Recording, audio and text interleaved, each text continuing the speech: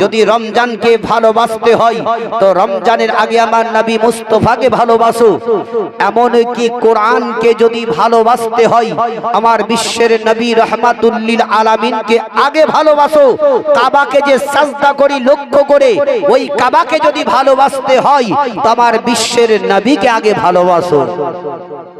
নবীর আগে ভালোবাসা, তারপর সবকিছু আমাদের। কিন্তু আমরা লক্ষ্য ওইদিকে করি না। যেই নবী পাক সাল্লাল্লাহু তাআলা আলাইহি ওয়াসাল্লাম পৃথিবী জগতে আসার পরে পরে আল্লাহর নবী ইসলাম প্রচার করলেন, এমন কি জঙ্গলের পশুরা, জঙ্গলের বাঘ এমন কি নবীকে দেখে তারা নবী মুস্তাফার দিদার করতেছিল। জোরে বলো সুবহানাল্লাহ। পেছকার লোক একটু বলুন। ভাইরা আমার, যে নবীকে জঙ্গলের পশু বাঘ নবীকে দেখা মাত্রই তারা আড়াল থেকে নবীর দিদার করতেছিল, একটা বাঘ নবী মুস্তাফার সম্মুখে গিয়ে আপন থাবা মেরে বসে গেল, আল্লাহর নবীর মুখের দিকে তাকিয়ে তাকিয়ে দেখতে লাগলো। এমন কি বাঘের দুই চোখ দিয়ে পানি ঝরঝর করে ঝরে যায়। ওই সমাধি আপন বাগদা আপন দয়ার নবী মুস্তাফার নিকট থেকে উঠে গিয়ে চট করে জঙ্গলের দিকে রওনা হয়ে গেল। রাস্তায় চলতে চলতে চলতে চলতে কখনো আগে দিকে তাকায়, একবার পিছন দিকে নবী মুস্তাফার দিকে মুখটা ফিরিয়ে তাকায়। আল্লাহর নবী দুজাহানে রাখা জনাবে মুহাম্মদ রাসূলুল্লাহ সাল্লাল্লাহু তাআলা আলাইহি ওয়াসাল্লাম ওই পাহাড়ের উপরে আপন বসে আছেন। এমন মাঠে বাঘটি জঙ্গলে যাওয়ার পরে দেখা গেল কয়েকটা রাখালেরা সেই জায়গাতে বাপজি আমার ছাগল চড়াতে ছিল। রাখালদের দিকে একবার বাঘ তাকিয়ে দেখে, একবার নবী মুস্তাফার দিকে তাকিয়ে তাকিয়ে তাকিয়ে দেখে। এমনকি বাঘটা গিয়ে তার জবানে জবানে আসমানের দিকে একবার মুখটা ছেড়ে আল্লাহ দরবারে বলতে লাগলো, ওগো আল্লাহ পাক পরওয়ারদিগারে আলাম, তুমি একবার আমার মানুষের নাই জবানটা খুলে দাও ওগো আল্লাহ, যাতে এই সমস্ত রাখালদেরকে আমার নবী মুস্তাফার পরিচয়টা দিতে পারি। ওই জবানটা আপন আল্লাহ তাবারক ওয়া তাআলা বাঘের জবান খুলে দিল। বাঘ আপন জবানে জবানে বলতে লাগলো, ওরে রাখালে রে, তোদের এত ভাগ্য এত নসিবটা ভালো রে, আজকে বিশ্বের নবী এসেছে, যা যা নবীর কাছে কলমাটা একবার পড়ে ঈমান নিয়ে চলে আয়। বাঘ আপন তাদেরকে যেমনি বলে দিল, সমস্ত রাখালেরা ওই সমাজে আপন বাপজিরা আমার রাখালরা বলল, বাঘ রে, কখনোই এটা হতে পারে না, যেহেতু তুই একটা জঙ্গলের পশু, আমাদের ছাগল গোলা খাওয়ার জন্য আমাদের নিকটে এসেছি, তুই মিথ্যা মিথ্যা কথা বলে আজকে আমাদের নিকটে প্রকাশ্য করে, তবে বাঘ চলে যা, তোর কথা আজকে আমরা বিশ্বাস করব না। বাঘ আপন তাবা মেরে গেল, আপন বাঘের দুই চোখ পানি ঝরঝর করে চলে যায়। বাঘ দ্বিতীয়বারে বলে, ওরে রাখালে রে, আমি একটা জঙ্গলের পশু রে, আমি একটা জঙ্গলের বাঘ রে, তাই আমার কথা তোদের বিশ্বাস হয় না, তবে আমি একবার বলি রে, ওরে যা যা, নবী মুস্তাফা যদি একবার চলে যান তবে আর কোনো দিন নবীর সঙ্গে সাক্ষাৎ হবে না। এই কথা বলতে যত সমস্ত ছাগল গুলা ছিল জমিনের মধ্যে মুখ লাগিয়ে খাবার খেতেছিল, ওই সমাজে ছাগল গুলা নবী মুস্তাফার কথা শুনে আসমানের দিকে মুখটা ছেড়ে দিয়ে তারা আপন বাবা এমনকি খাওয়া দাওয়া বন্ধ করে দিল, তাদের জবান এমনকি বন্ধ হয়ে গেল। সমস্ত জানোয়ার ছাগল গুলা এমনকি চোখ দিয়ে পানি পড়তে ছিল, এহারো রাখালদেরকে ওই বাঘ আপন বলল, শুনো রে, শেষবারের মতো তোমাদেরকে আমি বলি, তোমাদের সমস্ত ছাগলগুলাকে একত্র করে আমার সম্মুখে রেখে দাও। তোমাদের ছাগলগুলা গিনতি করে আমার সামনে রেখে দাও। তোমাদের ছাগলগুলা আমি দেখতে থাকবো যতক্ষণ পর্যন্ত নবী মুস্তাফার নিকট থেকে না আসবে। আমি তোমাদের ছাগলের কাছে বসে থাকবো। তবে একবার চলে যাও। ছাগলগুলা আসমানের দিকে মুখ ছেড়েছিল। সেইটা দেখার পরে রাখালদের মনের মধ্যে বিশ্বাস হয়ে গেল। তারা দৌড়ে দৌড়ে দৌড়ে দৌড়ে দৌড়ে দৌড়ে বিশ্বের নবীর কাছে চলে গেল। আল্লাহর নবী, দুজাহানের আকা নবী মুস্তাফা আমার যখন যেই জায়গাতে কলমার দাওয়া দিতেছিলেন, সেই জায়গাতে রাখাল গোলা গাজির হয়ে গেল। রাখালরা বলল, ওগো আল্লাহর নবী গো, আপনার নিকটে এসেছি, আপনি আমাদেরকে কলমাটা পড়িয়ে দিন। বিশ্বের নবী আমার কলমা পড়িয়ে দিলেন। জোরে জোরে একবার পড়ুন, লা ইলাহা লা ইলাহা, জোরে পড়ুন, লা ইলাহা ইল্লাল্লাহ, লা ইলাহা ইল্লাল্লাহ, লা ইলাহা ইল্লাল্লাহ, মুহাম্মাদুর রাসূলুল্লাহ সাল্লাল্লাহু তাআলা আলাইহি ওয়াসাল্লাম কলমার দাওয়া যখন জলমা পড়িয়ে দিলেন, রাখালেরা যেমনি চলতে লাগলো, ওই সমাধে আপন বাবা বিশ্বের নবী বললেন, ও রাখাল বলো রে, তোমাদেরকে সাক্ষীটা কে দিল, গবাহি কে দিল? ওই সমাধে আপন বাবা বলতে লাগলো, ইয়া রাসূলুল্লাহ, ইয়া হাবিবাল্লাহ, নবী গো, এহেন জঙ্গলের একটা বাঘ যাওয়ার পরে আমাদের নিকটে প্রকাশ্য করে বলে দিল, বিশ্বের নবী এসেছে, তোমরা তাড়াতাড়ি চলে যাও। ইয়া রাসূলুল্লাহ, তাই বাঘের কথা শুনে আপনার নিকটে আমরা এসেছি। নবী বললেন, ও রাখালেরা শোনো রে, যেই বাঘটাই আমার গাওয়াই দিল, ওই বাঘটাকে খালি না ফিরিয়ে একটা তোমরা ছাগল ছানা তুলে দিবে, যাতে তারা বিতরণ করে খেয়ে নেয়। রাখালরা দৌড়ে দৌড়ে দৌড়ে দৌড়ে ছাগলের দিকে রওনা হলো। এমন সমাধি দেখা গেল, ওই বাঘটা রাখালদেরকে দেখার পরে উঠে যেমনি চলে যাবে, সেই সমাধি রাখালেরা বলতে লাগলো, আরে জঙ্গলের পশু পালাবে না, যেহেতু যেই নবীর প্রতি আমরা কলমা পড়ে ঈমান নিয়ে এসেছি, ওই নবী যেটাই আদেশ দিয়েছেন এটা আমরা পরিপূর্ণ করব। একটা ছাগল নিয়ে চলে যাও, তোমরা সকলে বিতরণ করে খাবে। জঙ্গলের বাঘ নবী মুস্তাফার দিকে লক্ষ্য করে তাদের একটাও ছাগল নিল না। দেখেন, জঙ্গলের পশুদের নবীর গবাহি দিয়েছিল কি বিশ্বের নবী এসেছে, কলমা পড়ে নাও। সেই তো আমরা সেই নবীর শ্রেষ্ঠ উম্মত, আমরা ভাগ্যবান নসিববান। বিশ্বের নবী দুজাহানের আকা জনাবে মুহাম্মদ রাসূলুল্লাহ সাল্লাল্লাহু তাআলা আলাইহি ওয়াসাল্লাম, তিনি রাস্তা ধরে হেঁটে হেঁটে যাচ্ছেন, তো দেখছেন তো একটা ইহুদির বাচ্চা দাঁড়িয়ে আছে। নবী মুস্তাফা দেখার পরে ওই বাচ্চাটার দিকে লক্ষ্য করে চলে গেলেন। দেখছেন তো বাচ্চাটা একটা বোঝাকে চাড়ার লেগে দাঁড়িয়ে আছে। আল্লাহর নবী তার কাছে গিয়ে বলতে আছেন, বলো এই বোঝাটা তুমি কি করবে? বলে এই বোঝাটা আমি মাথায় চেড়ে নিব বলে আমি লোক দেখতেছিলাম। জোরে বলো সুবহানাল্লাহ। নবী আমার বলছেন, এই বোঝা তোমার থেকে ওজন বেশি, তবে বোঝা তুমি তো নিয়ে যেতে পারবে না। তোমার বাড়ি কত দূরে? বলছে অত অমুক দূরে। তাহলে এক কাজ করো, এই বোঝাটা আমি মাথায় নিছি, আর তুমি আগে আগে চলো, আমি তোমার পিছনে পিছনে গিয়ে তোমার বাড়িতে আমি পৌঁছে দিব। জোরে বলুন। এরকম লোক আমাদের আছে ভাই। একটা মেম্বারকে যদি বলা হয় কি একটু বোঝাটা ছেড়ে দাও, তো মেম্বার বলে, ও আমি গায়ের মেম্বার, আমার প্রেস্টিজে লাগবে, তোর বোঝা ছাড়বো, বলবে না? তার কথাই হবে আলাদা। কিন্তু যার জন্য সারা জাহানকে সৃষ্টি করেছে সে নবী আমার বলছেন, আমি মাথায় তুলে নিছি, তুমি চলো আগে, আমি তোমার পিছে পিছে যাচ্ছি। আল্লাহর নবী দুজাহানের আকা জনাবি মুহাম্মদ রাসূলুল্লাহ সাল্লাল্লাহু তাআলা আলাইহি ওয়াসাল্লাম ওই সমাধি আপন বাপজিরা ভাইরা মা বোনেরা আমার এমন কি নবী মুস্তাফা আমার সঙ্গে সঙ্গে মাথার উপরে ওই বোঝাটা তুলে নামার পরে বাচ্চাটাকে আপন বলতে লাগলেন, ওরে বাচ্চা এবার তোমার বাড়ির দিকে রওনা হয়ে যাও, আমি বোঝাটা তোমার সঙ্গে নিয়ে যাচ্ছি। দেখো নবী মুস্তাফার আদর্শটা কেমন ছিল, নবী মুস্তাফার ব্যবহার কেমন ছিল।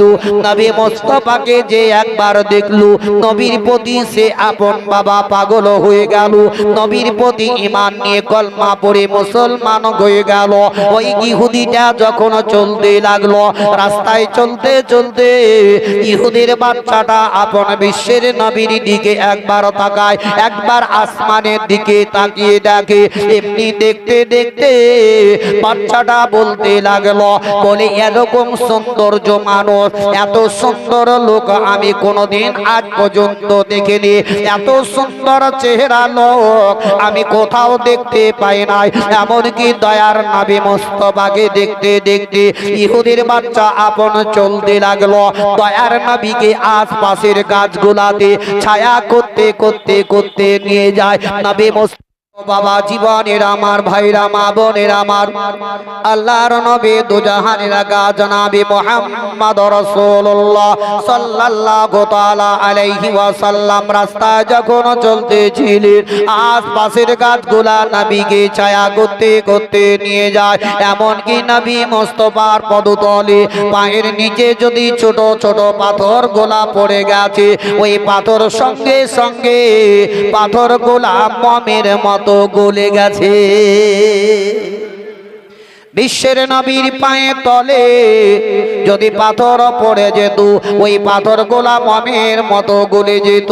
কেননা নবী মুস্তাফার পায়ে তলে যাতে আঘাত না লাগে, কষ্ট না লাগে, এখন পাথর গোলা গলে যেত। দয়ার নবী একটু আগে যাওয়ার পরে ওই বাচ্চাকে জিজ্ঞাসা করতে লাগলেন, বাচ্চা রে তবে তোমার বাড়িটা কোন জায়গায় বলো। বলে ওই সামনে যে বাড়িটা দেখা যায় ওই বাড়ি এটাই হলো আমাদের। দয়ার নবী আমার টুক টুক টুক টুক করে গিয়ে ইহুদির দরজাতে বোঝাটা নামিয়ে দিলেন। আহারে বিশ্বের নবী আমার বাপ হারা মা হারা নবী আমার এতিম বাবা। দয়ার নবী মুস্তাফা আমার ওই ইহুদির বাচ্চার হাত কানাকে ধরে নিলেন। আর দয়ার নবী আমার বললেন, বাচ্চা রে অত দূর থেকে তোমার বাড়ি পর্যন্ত আমি তোমার সঙ্গে হেঁটে হেঁটে আসলাম, তবে তোমার সঙ্গে বহুত আলাপ আলোচনা করেছি, তবে এর কথার মাধ্যম দিয়ে কোনো কথা যদি আমার খারাপ পেয়ে থাকো তবে আল্লাহর ওয়াস্তে তুমি আমায় মাফ করে দিও। নবী আমার মাপ চাইলেন। বাচ্চাটা টুক টুক টুক টুক করে বিশ্বের নবীর দিকে দেখতেছিল। আল্লাহর নবী আমার রাস্তা ধরে যখন রওনা হয়ে গেলেন ওই সময়তে ইহুদি বাড়ির ভিতর থেকে বাইরে চলে এলো। আসার পরে দেখছে বেটা একদিকে দাঁড়িয়ে বোঝাটা একদিকে পড়ে আছে। ওই সময়তে ইহুদি জিজ্ঞাসা করলো, বলে বেটা বলো রে এই বোঝাটা তুমি নিয়ে আসলে না, কেউ পৌঁছে দিয়ে গেল? আর ইহুদির বেটা আপন বলল, আব্বা গো এই বোঝাটা আমি মাথায় নিয়ে আসিনি, তবে একটা লোক আমার পৌঁছে দিয়ে গেল। ইহুদি বলল, বেটা রে তবে তোমার নিকট থেকে কয় টাকা নিল? তোমার নিকট থেকে কয় টাকা নিয়েছে? অর্থটা কত নিয়েছে বলো না।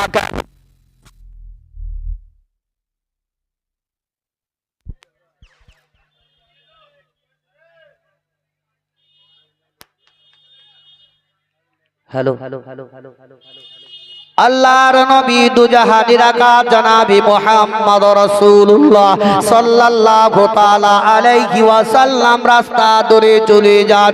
ইহুদিটা বাইরে আসার পরে ওই ইহুদির বেটা বলল, আব্বা গো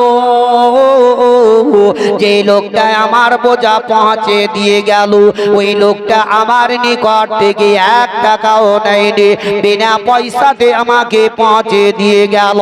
ইহুদি বলতে লাগলো, তবে লোকটা এমন কি দয়ালু লোক কি তোমার নিকট থেকে এক টাকাও নেয়নি বলে আব্বা গো ওই লোকটা এত ভালো এত ভালো এত দয়ালু কি ওই লোকটা দেখতে এত সৌন্দর্য আমি আজ পর্যন্ত মক্কা নগরে এত সুন্দর বাচ্চা আমি দেখতে পাইনি এরকম সৌন্দর্য মানুষ আমি কোনোদিন দেখতে পাইনি এত নুরানি চেহারাওয়ালা তার মুখের মধ্যে দাঁড়িয়ে আছে গো আব্বা ইহুদি বলল বেটা রে তবে লোকটা গেল কোন দিকে একবার বলো আমি ওই লোকটার সঙ্গে আমি সাক্ষাৎ করব যখন এই কথাটি বলে দিল সঙ্গে সঙ্গে ইহুদিটা টুক টুক টুক টুক টুক টুক করে একটু আগে যাবার পরে দেখতে পেল ওই নবী মুস্তাফা যে রাস্তা দিয়ে চলে যান দয়ার নবী মুস্তাফাকে আব্রাহামের ছায়া করতে করতে নিয়ে যায় ইহুদিটা আগে দাঁড়িয়ে গেল আল্লাহর নবী দুজাহানের রাখা দয়ার নবী মুস্তাফার সম্মুখে ওই ইহুদিটা দাঁড়িয়ে পরিচয়টা যেমনি আপন চেয়ে নিল দয়ার নবী মুস্তাফা তার সঙ্গে কথা বলতে আপন বুঝে গেল এটা এমন কেউ নয় ইনি হচ্ছেন একমাত্র রহমাতুল লিল আলামিন ইহুদি ওই জায়গায় সঙ্গে সঙ্গে নবীর কাছে কলমা পড়ে ঈমান নিয়ে আসলো জোরে বলো তাই নবীকে যে দেখি সে আপন পাগল হয়ে যায় আমরা নবীর পাগল দিওয়ানা রে সোনার মদিনা আমরা নবীর পাগল দিওয়ানা আমরা নবীর পাগল দিওয়ানা রে সোনার মদিনা আমরা নবীর পাগল দিওয়ানা মক্কা হতে মদিনা যেতে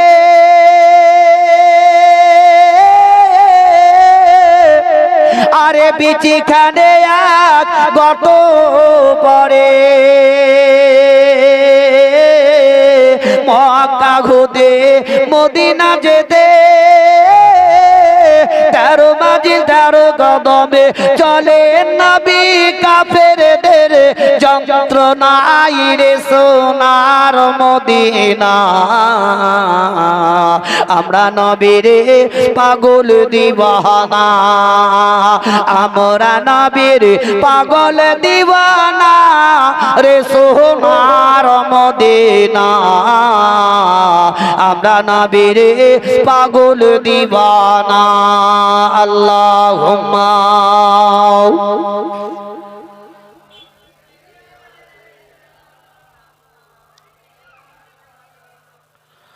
وعلى آل سيدنا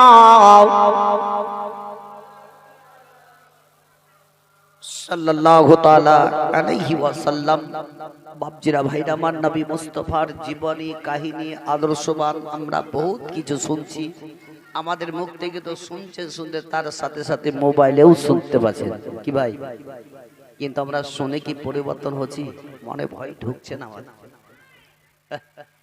এই পৃথিবীর দুনিয়া থেকে সকলকেই যেতে হবে কিন্তু যাওয়ার আগে কিছু একটু পুঁজিটা সঞ্চয় করুন একবার আখিরাতকে চিন্তা করুন যেই কবরে আমরা রেখে আসছি মানুষ সেই কবরটাকে একবার ইয়াদ করুন ইয়াদ করে পরিবর্তন হন যতই যাই আমরা করি আমাদের আসল হচ্ছে আকিমুস সালাত তোমরা নামাজ কায়েম করো কি নামাজটা আমাদেরকে অনিবার্য পড়তেই হবে যে যার কারণে সারা জাহানকে সৃষ্টি করা হয়েছে সে নবীরও রূহ কবজ করা হয়েছিল তাহলে ওনার যদি হয় তা আপনার আমার কি ভাই বলুন আজ এই মুহূর্তে যে আমরা এখানে বসে আছি জালসা শেষ করে খিচুড়ি খাইয়া বাড়ি পৌঁছতে পারবো তার কোনো ভরসা আছে হ্যাঁ কেউ বলতে পারবে সেকেন্ডের মধ্যে যদি চাই আল্লাহ তো সব শেষ করে দিতে পারে পারে না যেমন দেখেন গাছে বাড়িতে কোনো কোনো জায়গাতে মাকড় সাথে জাল করে না দেখেছেন তো বড় একটা জাল তৈরি করলো ওই জালটাতে যদি আপনার 10টা 20টা 25টা যদি আপনার মাকড়সাগুলা ঘুরে বেড়ায় তো ওই জালটা ভাঙে ভাঙে কি? আর মানুষ যদি একটা আঙুল এমনি করে হিলিয়ে দেয় ভেঙে গেল, সেখানের মধ্যে শেষ। আমরাও যেমন দোতলা 3তলা 4তলা 5তলা সৌন্দর্য ঘর বাড়ি ছাদ তৈরি করছি, ওই ছাদের উপরে 10টা 20টা লোক যদি চেপে যায় ছাদ ভাঙবে? 100টা চাপলে ভাঙবে? আর আল্লাহ যদি আপনাকে হিলিয়ে দেয় সেকেন্ডে শেষ। এই যে কথাগুলাকে আমরা নিজেদেরকে যদি মাথায় একটুকু গজাই তো আমরা প্রত্যেকটা মানুষই পরিবর্তন হয়ে যাবে। কেউ কারোর সাথে আমরা মারামারি, কারোর সাথে হিংসা হিংসি এসব আমরা করবো না। কিন্তু আমরা বুঝলেই তো, যতক্ষণ শুনছি ততক্ষণ মনে মনে চিন্তা হচ্ছে কাল থেকে আর কিচ্ছু কাউকে করবো না, এবার নামাজ রোজা পড়বো, কিন্তু যেমনি শেষ কালকে আবার ভুলে গেলাম। কিন্তু না বাপজি ভাইরা আমার, বিশ্বের নবীর আদর্শের দিকে আমার প্রত্যেকটি মা বোনদেরকেও বলবো কি, মায়েরা আমার জালসা মিলাদে আসছেন, মায়েরা যদি জালসাতে না আসে কিন্তু জালসা মাথায় নেয়। বেটা ছেলে যদি 1 গুণ তো মেয়ে ছেলে থাকে 2 গুণ থাকে না? দেখবেন চাঁদা পয়সা যদি দিতে চাই তো একমাত্র মেয়েরাই বেশি বেশি দান করে, করে না? করে না? প্রত্যেকটা জালসাতে আমরা দেখতে পাই। কিন্তু আল্লাহ তাদের দিলটাও খুব নরম দিয়েছে। তবে ওই মায়েদেরকে আমি বলবো, এ মা দরদি জননীর আমার একটু পরিবর্তন হন। হাদিস কোরআন জীবনী কাহিনীর দিকে আমরা শুনে শুনে যদি একটু পরিবর্তন হতে পারি তবে আমরা লাভবানী। যেমন কি বিশ্বের নবী আমার টুকটুক করে তিনার বিবি, যার নাম হচ্ছে হযরতে মা খাদিজা রাদিয়াল্লাহু তাআলা আনহার বাড়িতে চলে গেলেন। হযরতে খাদিজা রাদিয়াল্লাহু তাআলা আনহা বিশ্বের নবীর রাস্তাটা দেখতেছিলেন, কতক্ষণে নবী আমার আসবেন। এখানে বিশ্বের নবী আমার খাদিজার বাড়িতে যাবার পরে নবী যখন একটি আওয়াজ দিলেন, সঙ্গে সঙ্গে দয়ার নবীর আওয়াজ পাওয়া মাত্রই হযরতে খাদিজা দরজাটা খুলে দিলেন। জোরে বলুন সুবহানাল্লাহ। ওই সমাদে হযরতে খাদিজা রাদিয়াল্লাহু তাআলা আনহা বিশ্বের নবীর দিকে লক্ষ্য করে দেখলেন। দেখছেন তো দয়ার নবীর শরীরের মধ্যে কাঁপুনি রয়ে গেছে, এমন কি কাঁপুনি যে উঠে গেছে, থরথর করে নবী আমার কেঁপে যান। হযরতে খাদিজা দেখার পরে কাঁদতে লাগলেন। হযরতে খাদিজা রাদিয়াল্লাহু তাআলা আনহা বললেন, ইয়া রাসূলুল্লাহ, ইয়া হাবিবাল্লাহ, নবী গো, আমার স্বামী মাথার মনে ননের তারা, আপনি কেন এইভাবে কাঁপতে আছেন? এতদিন ধরে আপনার সঙ্গে আমি বসবাস করলাম, তবে আপনার শরীরের কাঁপনিটা আমি কোনোদিন দেখতে পাই নাই, তবে আজকের শরীরের কাঁপনিটা কেন? হযরতে খাদিজার দিকে লক্ষ্য করে নবী আমার বললেন, খাদিজা, তবে একটু তুমি চোখের পানিটা বন্ধ করো। হযরতে খাদিজা রাদিয়াল্লাহু তাআলা আনহা বলেন, ইয়া রাসূলুল্লাহ, ওগো আমার স্বামী মাতার মনে ননের তারা, তবে আপনার শরীরের কাঁপনি কেন? একবার আপনি আমার বলুন না কেন? হযরতে খাদিজা রাদিয়াল্লাহু তাআলা আনহাকে বিশ্বের নবী বললেন, খাদিজা, একটু তুমি আমার ভিতরে নিয়ে চলো। হযরতে খাদিজা ভিতরে নিয়ে গেলেন। দয়ার নবী মুস্তাফাকে একটি বিছানার মধ্যে আপন শুইয়ে দিলেন। দয়ার নবী মুস্তাফা হযরতে খাদিজার দিকে টুকটুক করে তাকিয়ে তাকিয়ে দেখছেন, আর খাদিজাও নবী মুস্তাফার দিকে তাকিয়ে তাকিয়ে দেখছেন। তাদের স্বামী স্ত্রীর মধ্যে এত মেল মহব্বত ছিল। হযরতে খাদিজা রাদিয়াল্লাহু তাআলা আনহা বলেন, ইয়া রাসূলুল্লাহ, ইয়া হাবিবাল্লাহ, নবী গো, ওগো আমার স্বামী গো, আপনার শরীরের কাঁপনিটা বেড়ে যাচ্ছে, আপনার কাঁপনি বন্ধ হয় না কেন? তবে এমন কি হয়েছে বলো না কেন? নবী আমার বললেন, খাদিজা, তবে একটু চোখের পানি বন্ধ করো। আমি নবী মুস্তাফা, আমি আর সহ্য করতে পারি নাই। ওগো খাদিজা, তবে একটা চাদর নিয়ে আমার শরীরের মধ্যে ঢেকে দাও, নচেত আমার কাঁপুনি বন্ধ হয় না। হযরতে খাদিজা রাদিয়াল্লাহু তাআলা আনহা চট করে ঘরের ভিতরে যাওয়ার পরে একখানা চাদর নিয়ে বিশ্বের নবীর উপরে চড়িয়ে দিলে। আর দয়ার নবী মুস্তাফা খাদিজাকে দেখেন, আর খাদিজা নবী মুস্তাফাকে দেখেন। এমনি করতে করতে শরীরের কাঁপুনিটা তবুও বন্ধ হয় না। অনেকে দেখবেন মানুষের শরীরের মধ্যে কাঁপুনি জ্বর চলে আসে, চাদরে বাবা ঢেকে দিয়েও কাঁপুনি বন্ধ হয় না। লেপ একটা নয়, দুইটা নয়, তিন চারটা লেপ দেওয়া সত্ত্বেও যদি আপনার কাঁপুনি বন্ধ না হয়, তখন হয়তো বলবে, মা গো, ও গো আমার গর্ভধারিণী মা, একবার তুমি আমার চিপে ধরো মা, আমি আর থামতে পারি না গো মা। মা তখন কলেজার টুকরো বেটাকে আপন চিপে ধরে নেয়। সেই রকম হযরতে খাদিজাকে নবী আমার বললেন, গো খাদিজা, দেখো আমার শরীরের কাঁপুনি বন্ধ হয় নাই, তবে খাদিজা একবার তুমি আমার চিপে ধরে নাও, নচেত আমার কাঁপুনি বন্ধ হবে না। হযরতে খাদিজা রাদিয়াল্লাহু তাআলা আনহা বিশ্বের নবীকে যেমনি আপন চিপে ধরে নিলেন, সঙ্গে সঙ্গে নবীর কাঁপুনিটাও বন্ধ হয়ে গেল। জোরে একবার বলুন সুবহানাল্লাহ। হযরতে খাদিজা রাদিয়াল্লাহু তাআলা আনহা বলেন, ইয়া রাসূলুল্লাহ, ইয়া হাবিবাল্লাহ, নবী গো, এতক্ষণ ধরে আপনার শরীরের কাঁপুনি বন্ধ হয় না, তবে আপনাকে একবার চিপে ধরা মাত্রে আপনার শরীরের কাঁপুনিটা বন্ধ হয়ে গেল। কারণটা কি একটু বলুন না কেন? আমি কিছুই বুঝতে পারি না। বিশ্বের নবী আমার বললেন, গো খাদিজা, আমি যখন তোমার বাড়িতে এসেছিলাম, তখন আল্লাহর অগণিত ফেরেশতারা তোমার বাড়ির চারিপাশে হাজির ও উপস্থিত ছিল। ও গো খাদিজা, এ খাদিজা, তুমি যখন আমাকে চিপে ধরে নিলে, তোমার মাথা থেকে সামান্য একটু কাপড় হটে যায়, আর একটু কাপড় হটে যাবার কারণে আল্লাহর ফেরেশতারা সবাই আসমানের দিকে চলে গেল, আর আমার শরীরের কাঁপুনিটাও বন্ধ হয়ে গেল। এখানে কি বুঝলেন ভাই? হযরতে খাদিজার একটু সামান্য মাথার কাপড় হটে যাওয়ার কারণে আল্লাহর ফেরেশতারা চলে গেলেন। একটুকু যদি হটে যাওয়ার কারণে যদি আল্লাহর ফেরেশতারা যেতে পারেন, তাহলে আজকালকার পৃথিবীর মা বোনদের মাথায় তো দূরের কথা, পিঠ প্যাটেও ভালো হয়ে কাপড় থাকে না। কি তাহলে ওদের কাছে আল্লাহর ফেরেশতারা ভিড়বে না শয়তান ভিড়বে? বলুন, কি ভিড়বে?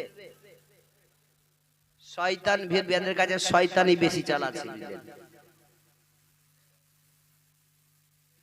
তবে যে মেয়েরা মাথায় কাপড় দিয়ে যে মেয়েরা চলে না রাস্তাঘাটে, ভালো করে শুনে নাও,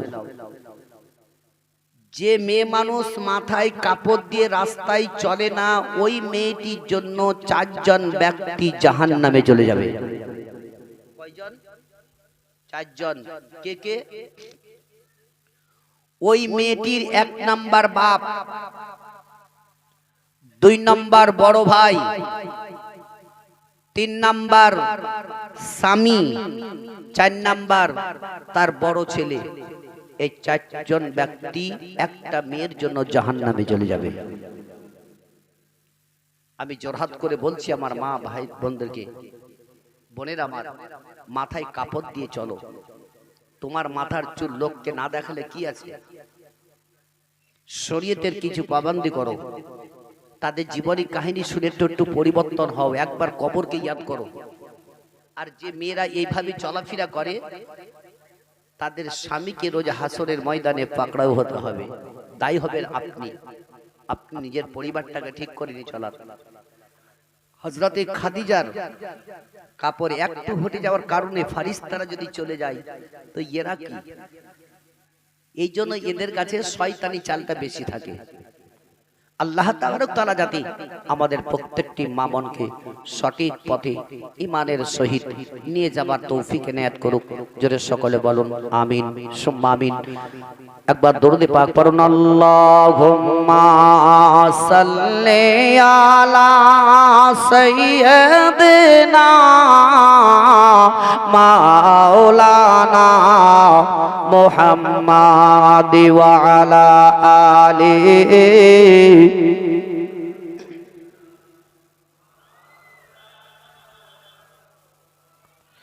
সাল্লাল্লাহু আলা মুহাম্মাদিন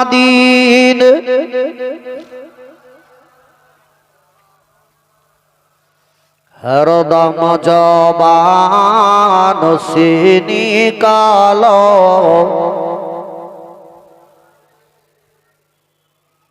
হরদম জবান সে নিকালো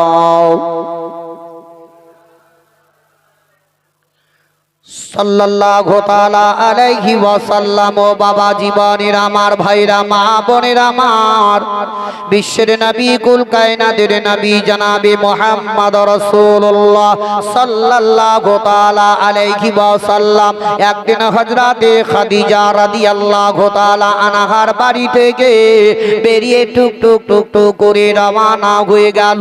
যার নাম হলো হযরতে রাবিয়া বসরি। ওই রাবিয়ার বাড়ির দিকে রওনা হয়ে গেলেন। আর দয়ার নবী মুস্তাফা হযরতে রাবিয়া বসরির বাড়িতে যেমনি পৌঁছে গেলেন, দেখছেন তো বাড়ির ভিতরে গিয়ে হযরতে রাবিয়া বসরি আখার মধ্যে চুলাতে এমন কিছুই রান্না করতেছিলেন। দয়ার নবী মুস্তাফা বাড়ির ভিতরে যাওয়ার পরে হযরতে রাবিয়ার দিকে তাকিয়ে দেখছেন, এবং যে ঘরে রাবিয়া বসরি নামাজ পড়তেন ওই মেয়ে মানুষ রাবিয়া যে জায়গায় নামাজ পড়তেন দাঁড়িয়ে দাঁড়িয়ে ওই জায়গাটা একটু গর্ত হয়ে গেছে। তাই বিশ্বের নবী আমার দেখার পরে ওই জায়গাটা দেখে নবী মুচকি মুচকি হাসতে লাগলেন। এমন সমাদে রাবিয়া বসরির দয়ার নবী মুস্তাফার মুখের দিকে চেহারার দিকে নজরটা পড়ে গেল। হযরতে রাবিয়া দেখছেন নবী মুস্তাফার মুখখানা মুস্কুরাহট হয়ে আমার বাড়িতে দাঁড়িয়ে আছে। এমন সমাদে হযরতে জিবরিলে আমিন আল্লাহর নবীর কাছে আসার পরে বলেন, ইয়া রাসূলুল্লাহ, ইয়া হাবিবাল্লাহ, নবী গো আপনি কেন মুচকে মুচকে হাসতে আছেন?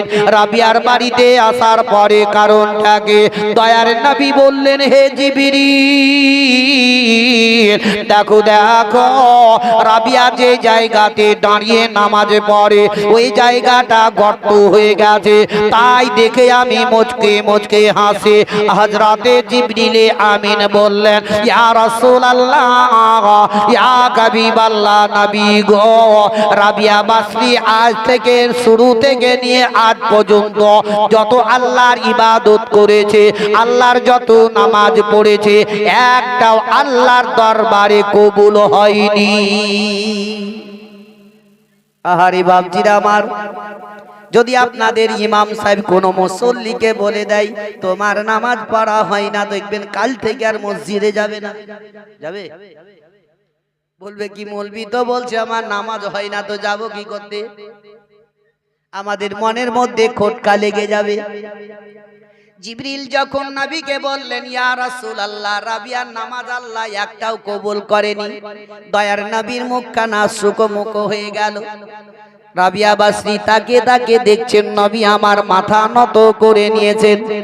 রাবিয়া বসরি আখা থেকে চুলহার নিকট থেকে উঠে আসার পরে বলতে আছেন, ইয়া রাসূলুল্লাহ, ইয়া হাবিবাল্লাহ, নবী গো আপনাকে ঢোকার সমাতে দেখলাম মুচকি মুচকি হাসতেছিলেন, আর এখন কেন আপনার মুখখানা শুকমুখ হয়ে গেছে?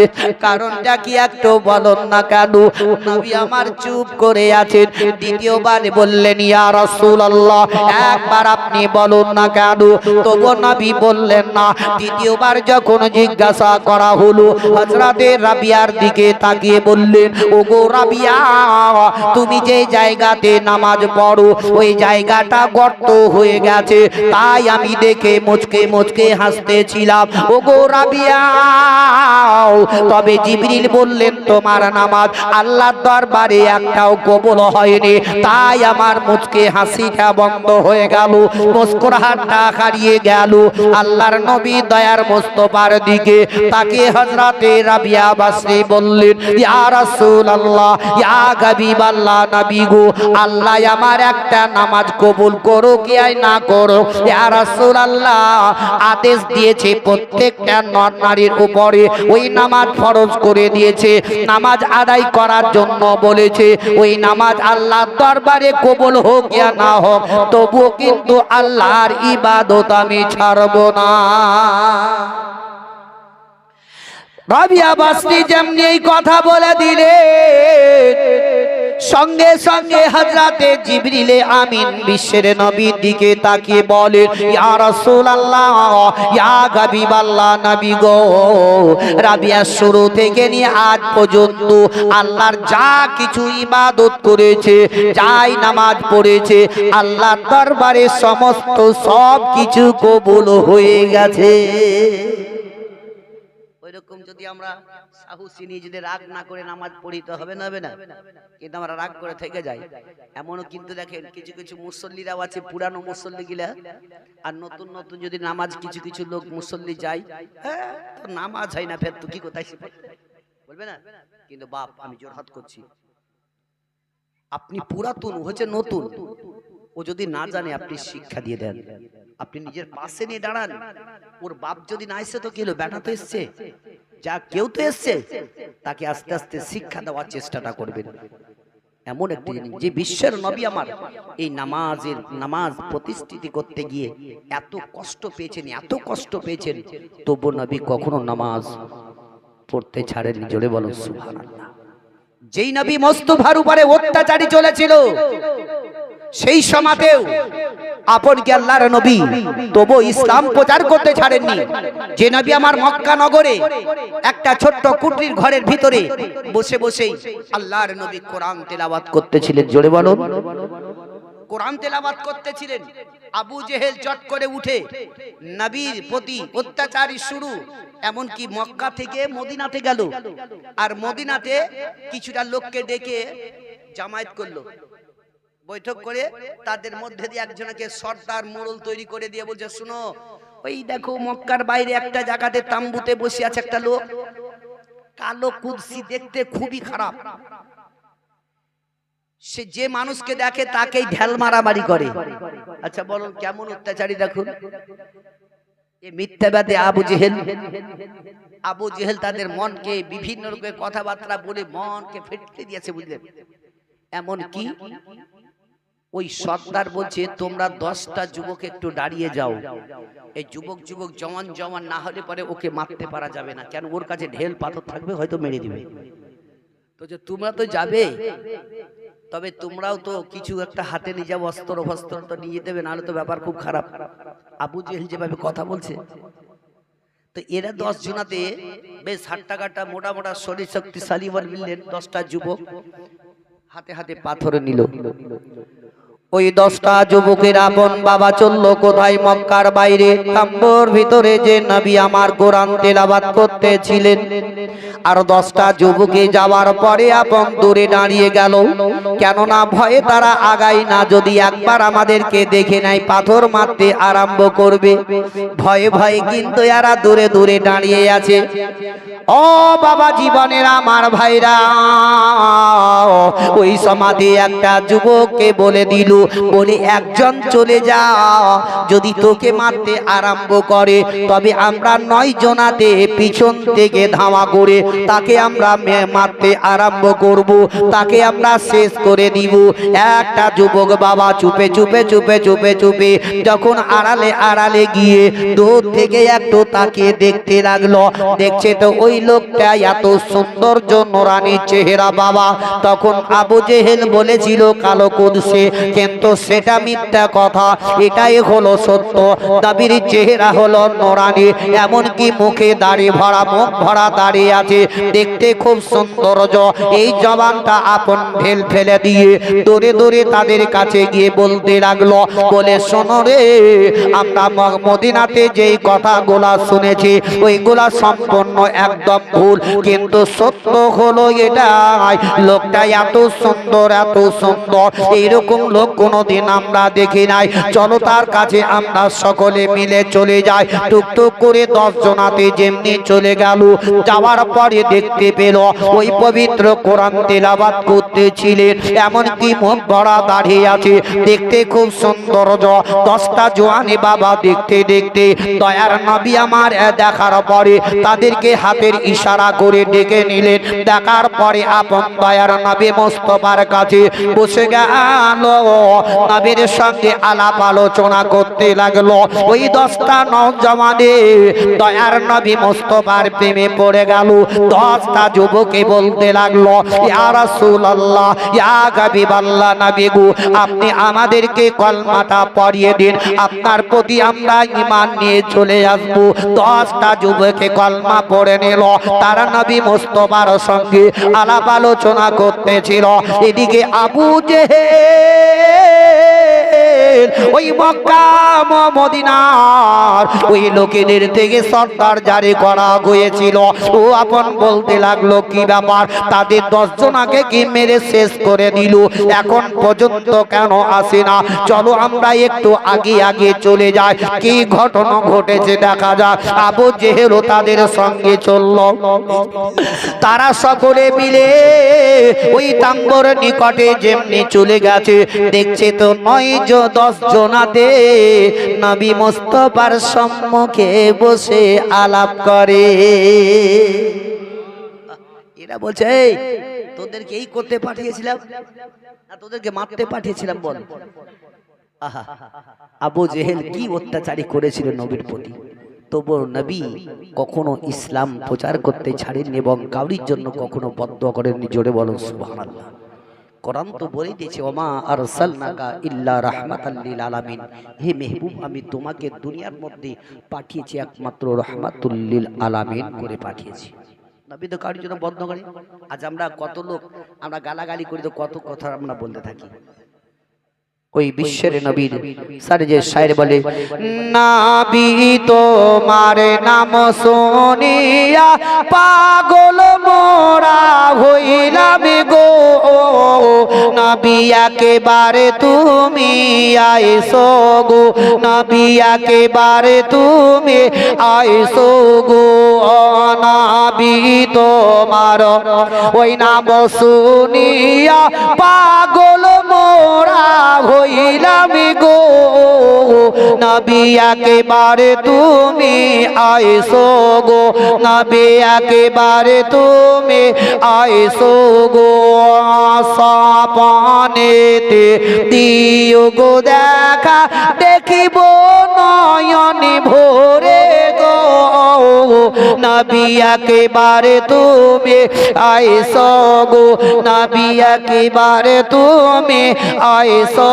গো, জীবনে তারে সইবাগ দিতাম নবী তোমার চরণে, আমি চুমো খেতাম কদমে, নবী চুমো খেতাম কদমে, তোমার প্রেমে পাগল হইয়া ঘরে বাড়ি সব ছাড়লাম গো, নবী তোমায় পাইবার আশাই গো, নবী তোমায় পাইবার আশাই গো, নবী তোমার নাম শুনিয়া পাগল মোরা হইলাম গো, নবী একেবারে তুমি আইসো গো, নবী একেবারে তুমি আইসো গো,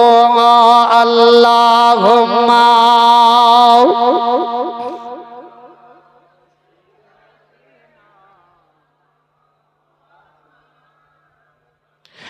ওয়া আলা আলি সাইয়্যিদ দেনা মোহাম্মদ সাল্লাল্লাহু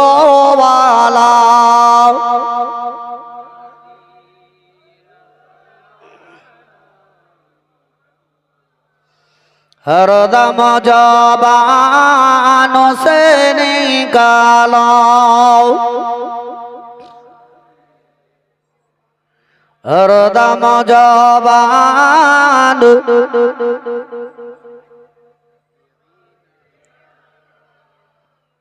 সাল্লাল্লাহু তাআলা আলাইহি ওয়াসাল্লাম। ও বাবা জীবনের আমার ভাইরা আমার, বিশ্বের নবী রাহমাতুল লিল আলামিন, দয়ার নবী আমার টুক টুক টুক টুক টুক টুক করে নিজের হুজরা খানায় গেলেন। দয়ার নবী মুস্তাফা আমার হুজরা খানায় আছেন, এমন কি দয়ার নবীর শরীরটা অসুস্থ হয়ে গেল। দয়ার নবী মুস্তাফার শরীরে এমন একটু অসুস্থ হয়ে চুপচাপ দয়ার নবী আমার নিজের হুজরা খানায় শুয়ে আছেন। এমন সময়তে মা আয়েশা সিদ্দিকা রাদিয়াল্লাহু তাআলা আনহা বিশ্বের নবীর কাছে চলে গেলেন। দয়ার নবী মুস্তাফার দিকে তাকিয়ে তাকিয়ে মা আয়েশা সিদ্দিকা তাকান, আর দুই চোখের পানি ঝরঝর করে ঝরে যায়। দয়ার নবী বললেন, ওগো আমার হুমায়রা, ওগো আমার আয়েশা সিদ্দিকা, কেন তুমি এইভাবে কান্না করো? তোমার দুই চোখ দিয়ে কেন পানি পড়ে যায়? তবে একটু তুমি চোখের পানিটা বন্ধ করো। বিশ্বের নবীর দিকে তাকিয়ে তাকিয়ে দেখতেছিলেন।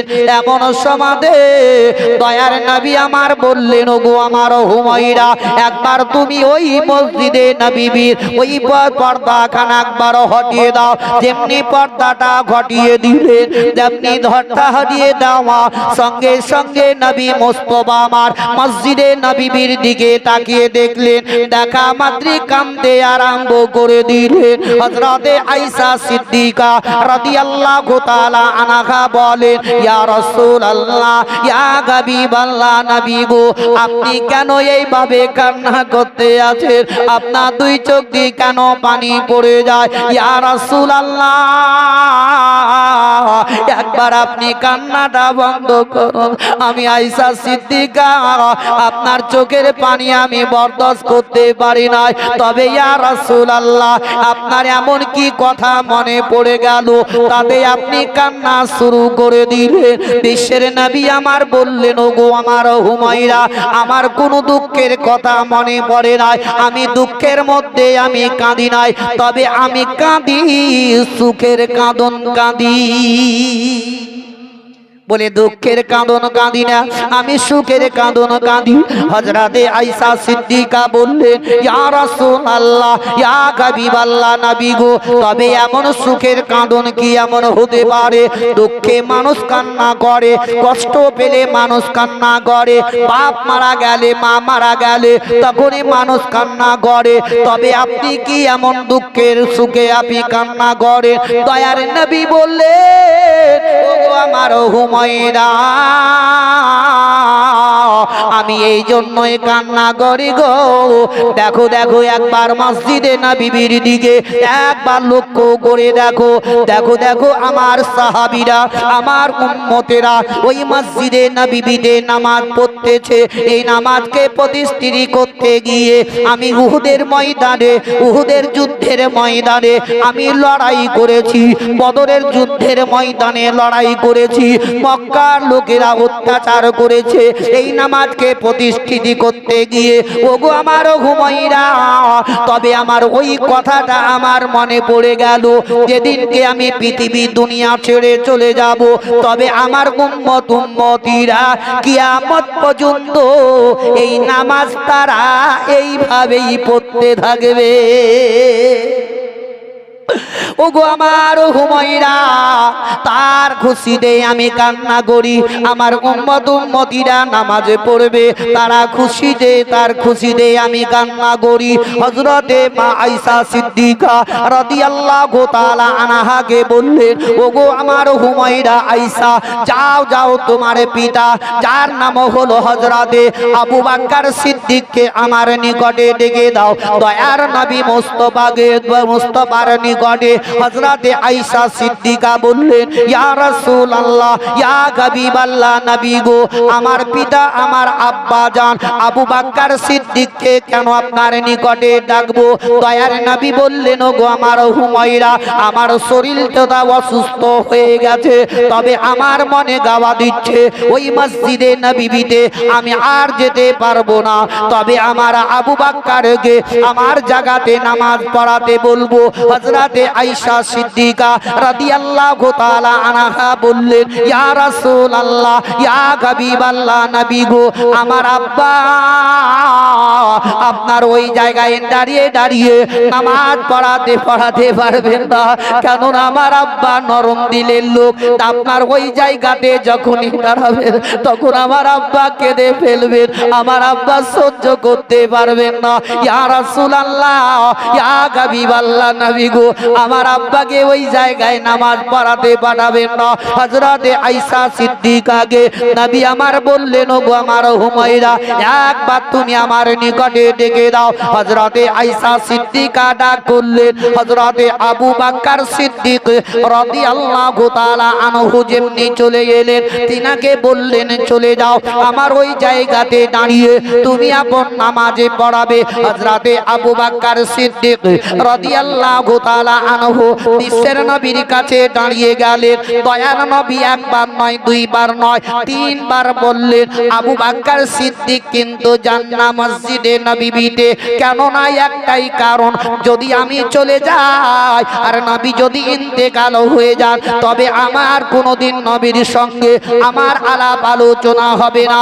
ও আমার ভাইরা, বাপজিরাই আমার, ও আমার দরদি জননী মায়েরাই আমার, হযরতে আবু বকর সিদ্দিককে যখন আপন পাঠিয়ে দেওয়া হলো, হযরতে আবু বকর সিদ্দিক ওই মসজিদে নববীতে নামাজের জন্য যেমন দাঁড়িয়ে গেছেন, এদিকে হযরতে উসমান ও আলী রাদিয়াল্লাহু তাআলা আনহু বিশ্বের নবীকে নেওয়ার জন্য টুকটুক করে বাড়ির দিকে রওনা হয়ে গেলেন। কিন্তু হযরতে আবু বকর মসজিদে নববীতে নামাজের জন্য চলে গেছেন। তারা সকলে যখন জিজ্ঞাসা করলেন, তারা বললেন, নবী আমার আসবেন না। মসজিদে নববীতে যত লোক ছিল তারা সকলে অঝর নয়নে কাঁদতে আরম্ভ করে দিল। তাদের কান্নার আওয়াজ আমার বিশ্বের নবীর কানে চলে গেল। মা আয়েশা সিদ্দিকাকে বললেন, ওগো আমার আয়েশা, ওগো আমার হুমায়রা, দেখো কান্নার আওয়াজটা আসছে কোন দিক থেকে? আয়েশা বললেন, ইয়া রাসূলুল্লাহ, ওই মসজিদে নববীর দিক থেকে ওই কাঁদার আওয়াজটা চলে আসতে আছে।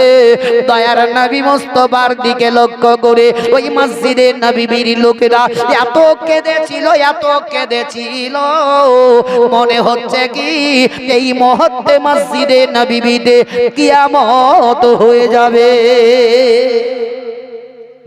ও ভাইরা, বাপজিরাই আমার, দেখো না বিশ্বের নবীর বেদ হযরতে আবু বকর সিদ্দিক রাদিয়াল্লাহু তাআলা আনহুর বেটি, যার নাম হলো আয়েশা সিদ্দিকা রাদিয়াল্লাহু তাআলা আনহা, টুকটুক করে বিশ্বের নবীর দিকে দেখতে আছেন। এদিকে দয়ার নবী মুস্তাফা যে আবু বকরকে পাঠালেন, এদিকে হযরতে উসমান আলী নবীর কাছে আসার পরে বললেন, ইয়া রাসূলুল্লাহ, ইয়া হাবিবাল্লাহ, নবী গো, আপনি যতক্ষণ পর্যন্ত ওই মসজিদে নববীতে না যাবেন তারা কেউ আপন নামাজ পড়বে না, তবে আপনি আমাদের সঙ্গে চলুন। তাদের দুই কাঁধের উপরে হাত দিয়ে টুকটুক করে নবী মুস্তাফাকে নিয়ে গেলেন।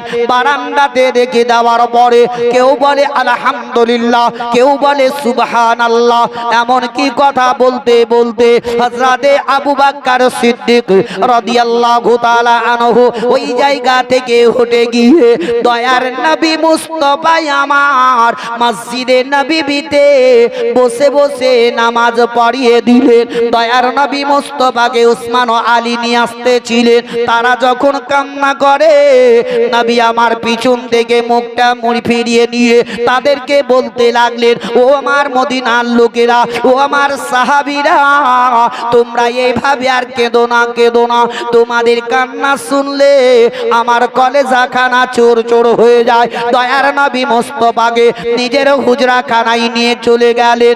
আল্লাহর নবীর দয়ার নবী মুস্তাফার বিবি মা আয়েশা সিদ্দিকা রাদিয়াল্লাহু তাআলা আনহা ঘরের মধ্যে বসে আছেন। এমন সমাদে দয়ার নবী মুস্তাফার দিকে লক্ষ্য করে আয়েশা সিদ্দিকা বাধার নয়নে কান্না করেন। বারবার দেখেন আর কাঁদেন, চোখ দিয়ে পানি ঝরঝর করে ঝরে যায়। এমন সমাদে বিশ্বের নবীর কাছে হযরতে জিবরিল আমিন ও ইসরাইল আলাইহি ওয়াসাল্লাম যখন উপস্থিত হাজির হয়ে গেলেন, হযরতে জিবরিল আমিন বিশ্বের নবীর কাছে সামনে গিয়ে দাঁড়িয়ে গেলেন। জিবরিল বললেন, ইয়া রাসূলুল্লাহ, ইয়া হাবিবাল্লাহ, নবী গো, আপনার নিকটে একটা নতুন ফেরেশতা নিয়ে এসেছি। ইয়া রাসূলুল্লাহ, যদি আপনি ইজাজত দেন তবেই তাকে সামনে নিয়ে আসবো, আর যদি ইজাজত না দেন তবে তাকে ওয়াফসি করে দেব। হযরতে জিবরিল আমিনকে নবী আমার বললেন, ও জিবরিল বলো, তবে এমন কে নতুন ফেরেশতা বলো, তিনি হচ্ছেন যার নাম হলো ইসরাইল আলাইহি ওয়াসাল্লাম। জোরে বলো। ঘুমাচ্ছে নাকি? ঘুমাচ্ছে না? যদি ঘুম না হয় তো একবার তো জোরে তো একবার বলবেন সুবহানাল্লাহ। আগেই বলেছি না ভাই, কথা যদি না বুঝতে পারি তো ফের আবার সুবহানাল্লাহ কি বলবো। আপনারা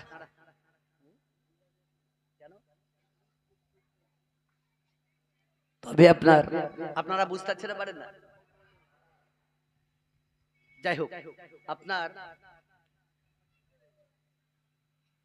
এই যে সুবহানাল্লাহ বলতে আমাদের খুব ভারী ওজনদার লাগে, কিন্তু সুবহানাল্লাহ আল্লাহরই তো নাম। তাহলে যদি আমরা আল্লাহর নাম নিতেও আমাদের কেন ভয় হবে? দিলটাকে একটু সুকুন ঠান্ডা করো, ঠিক আছে? একটু সুবহানাল্লাহ বলার চেষ্টা করো।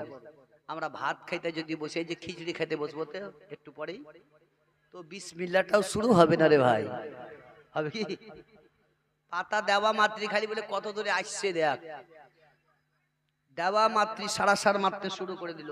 কিন্তু যে আমরা শুরু করব বিসমিল্লাহির রহমানির রহিম বলে, তবু কিন্তু আমরা এটা শিখতাছি। আজ আমরা যদি সেই আদর্শের দিকে আমরা লক্ষ্য করে চলি, তাদের ব্যবহার, তাদের সুন্নত।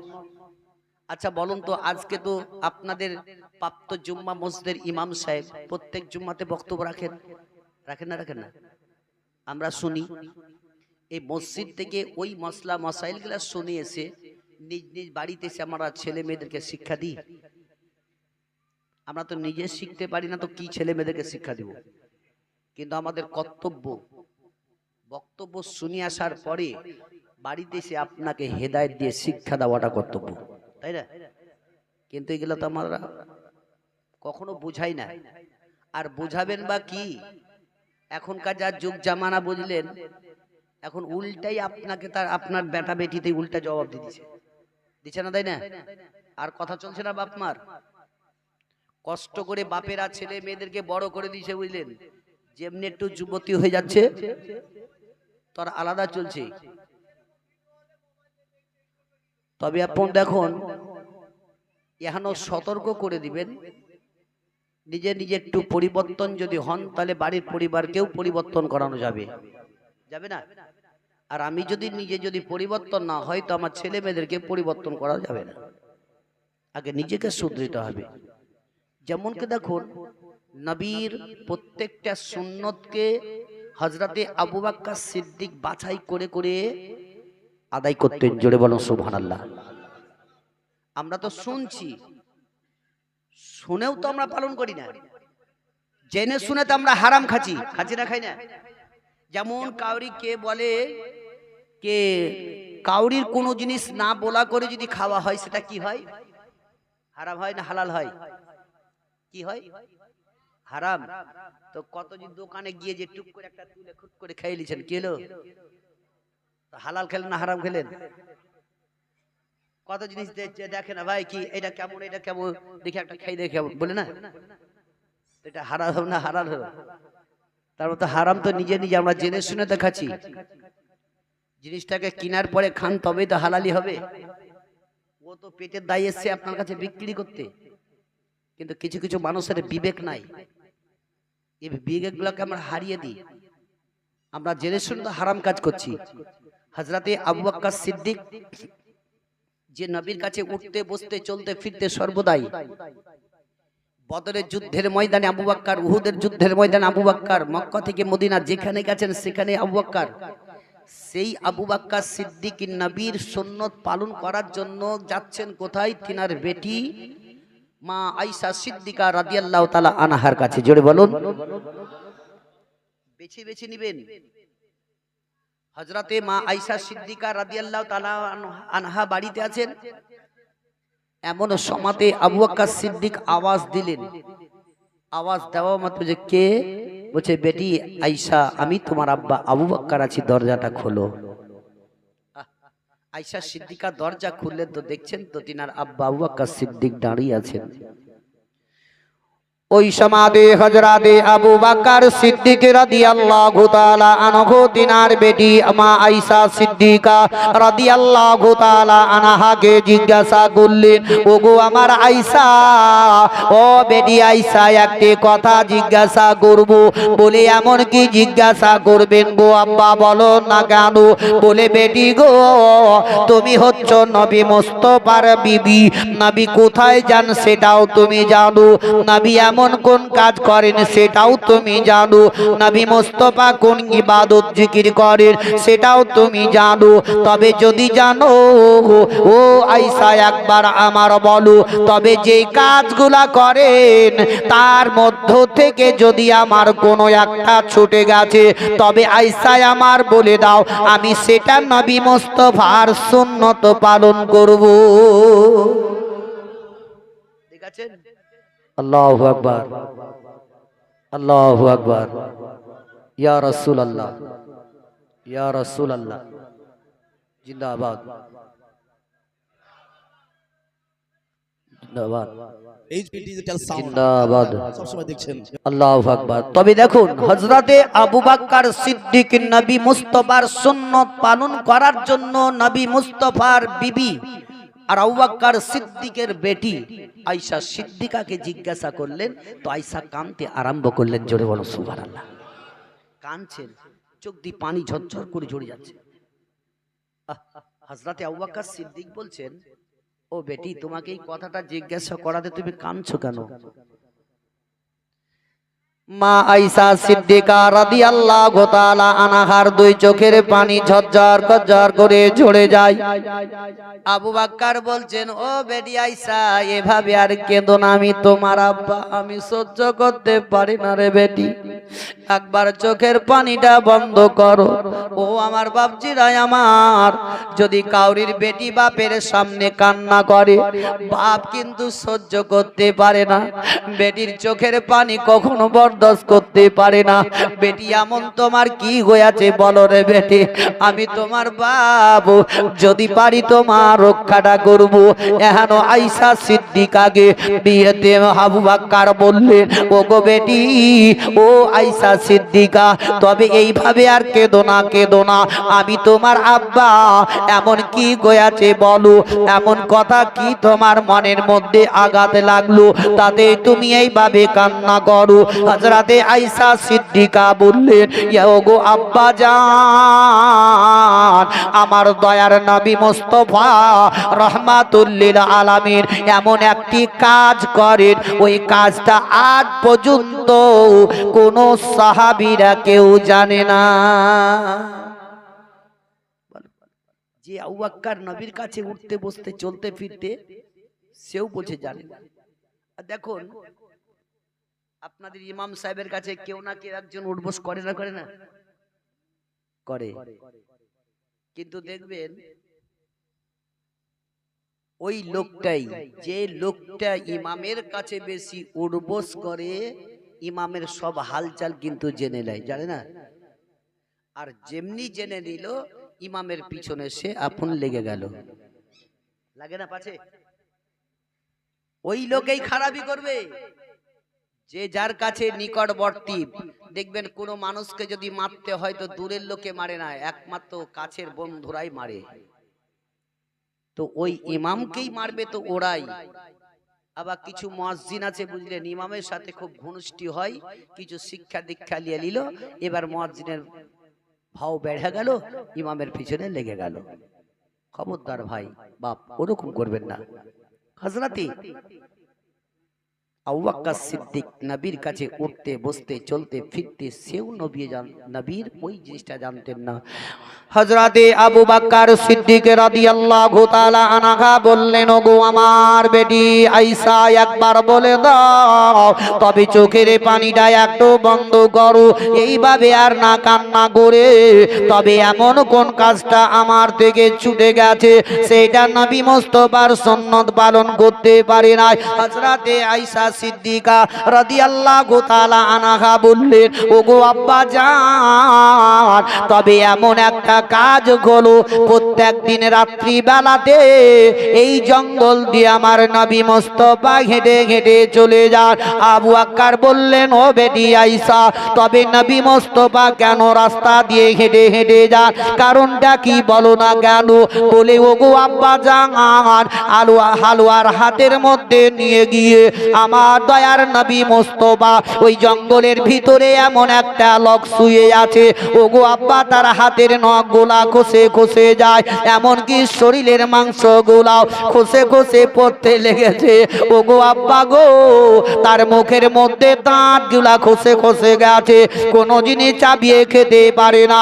ওই লোকটার নিকটে আমার দয়ার নবী মুস্তাফা প্রত্যেক দিন হালুয়া নিয়ে গিয়ে তাকে রাত্রি বেলাতে খাইয়ে আসেন। জোরে একবার বলুন সুবহানাল্লাহ।